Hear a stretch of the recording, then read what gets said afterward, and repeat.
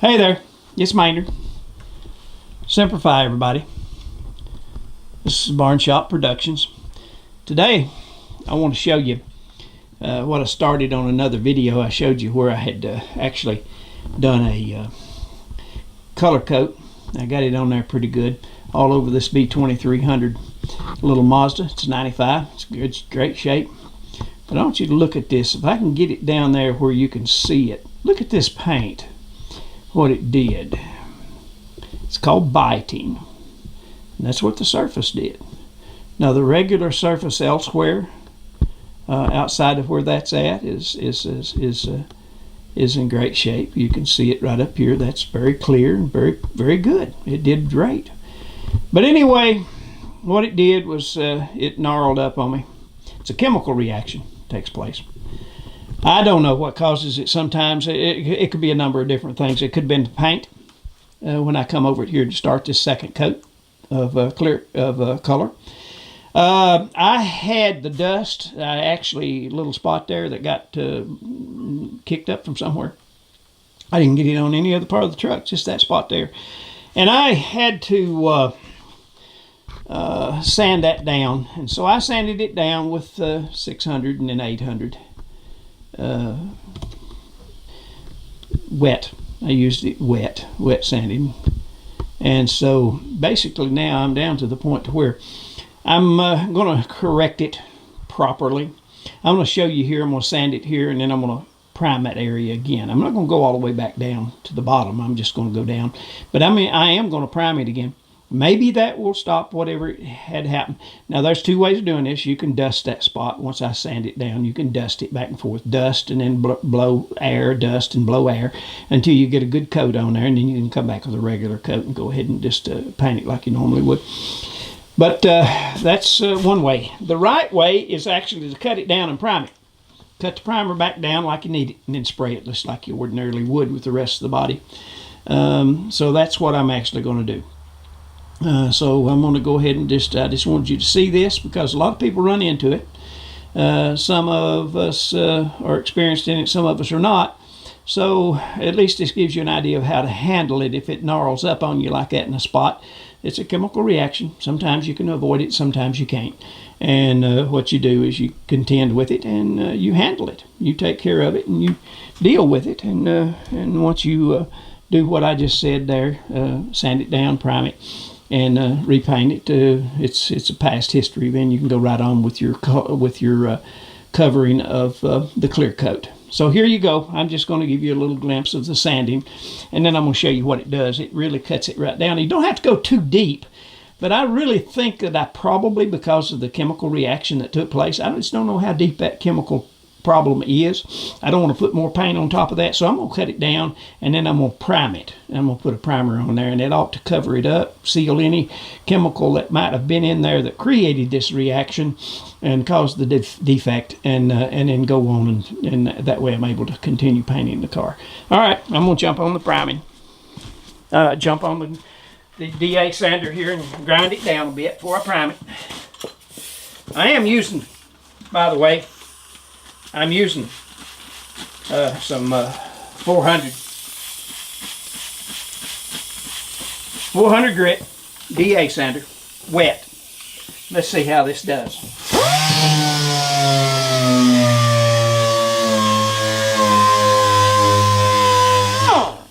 I'm going to go out a bit past it. I'm going to work all around it, cover the whole area, and make sure that I don't leave any spots that could be a potential problem for it to deteriorate my painting that I'm doing when I start recoating it again.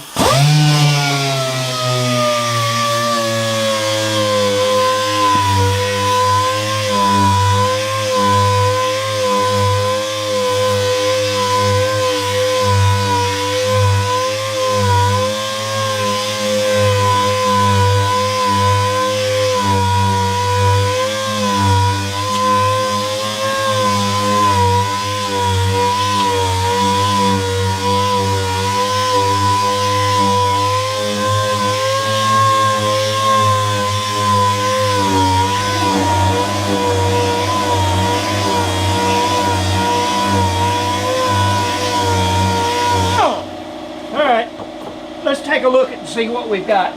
How much did I take off? What did it do? We'll see here in just a minute.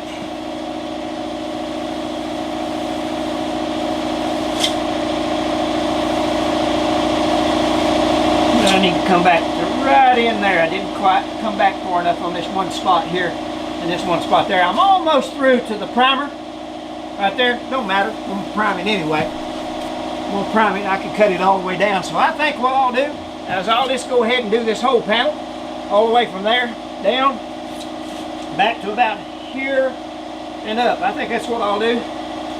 That way I'll have myself a good place to work with that I know is completely dealt with and covered, so I don't have to worry about some kind of a reaction taking place once I start putting that color coat back on it.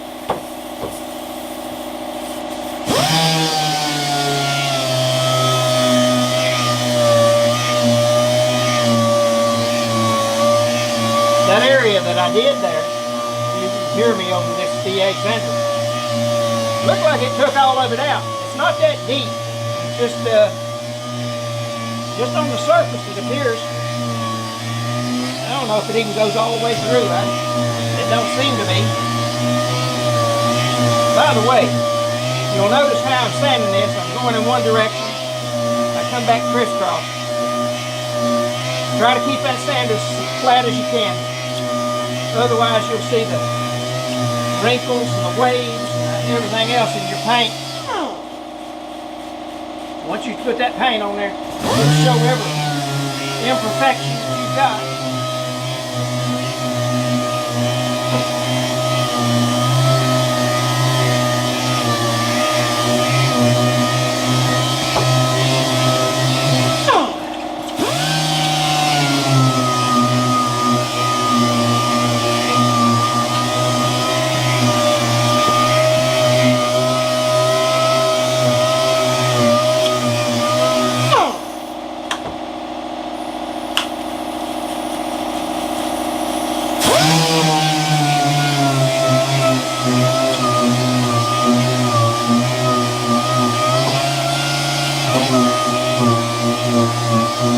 Crisscross pattern.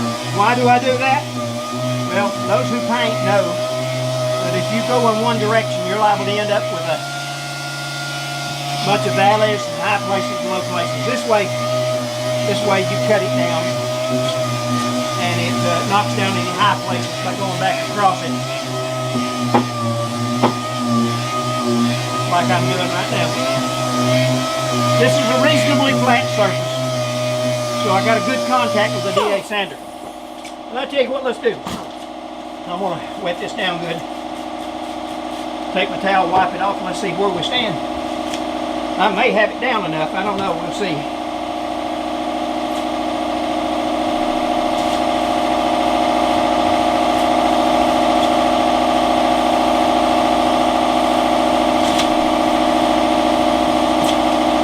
You know, it looks like I'm through the reaction area. It looks like where it reacted and defected because of the chemicals. It looks like it's cleared up.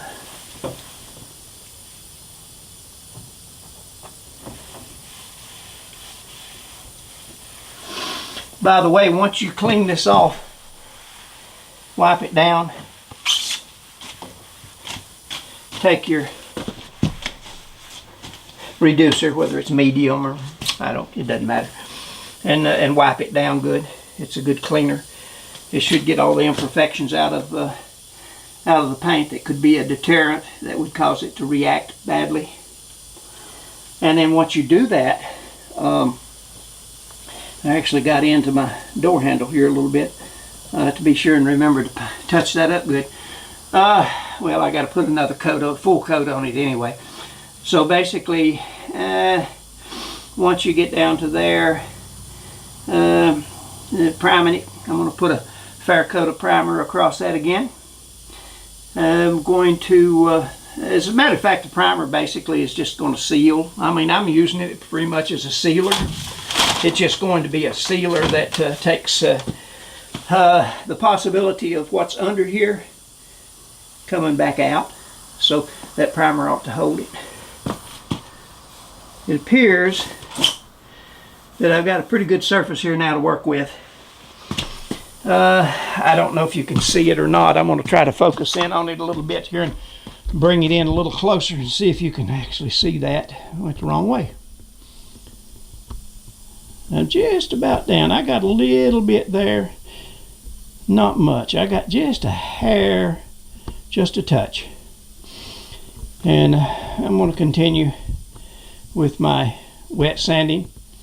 And once I'm done with that, guys, and ladies, gentlemen, whomever, I'll put another coat of color on it, and I'll go back over the whole vehicle again with my color. And then just as soon as it's set a little bit, I'll put the clear coat on. I want to put it on. It needs to be, you don't want to wait over 72 hours for that clear coat. You do, you better sand your surface back down, because that clear coat won't have anything to bite into to hold on to when you spray it back on. So there you go. Until later, this is Maynard, Barn Shop Productions. Remember to subscribe, like me, and also leave a comment if you will, please. We appreciate it.